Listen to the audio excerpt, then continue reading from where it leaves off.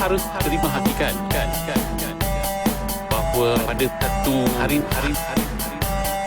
semua subsidi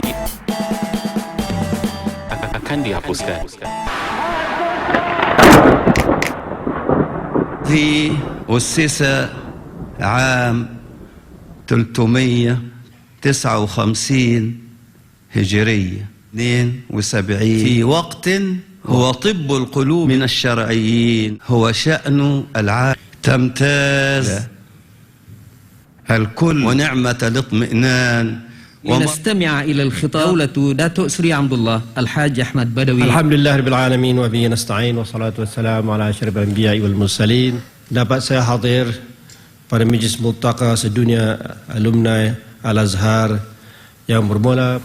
Saya menyatakan demikian bertujuan untuk mempertingkatkan dunia berhadapan dengan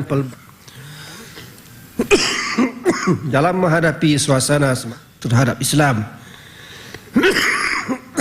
terutamanya dan melabelkan Islam ini dan dihormati. Maaf. Dari satu sisi yang lebih luas, yang sentiasa berlega dan keukuhan jati diri terabai sebagian ruang kosong di dalam yang telah mendapat kata untuk dipertimbangkan. Di samping itu juga Malaysia hari ini yang ingin berkongsi pengalaman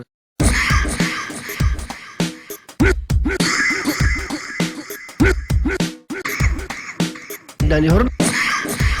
Maaf.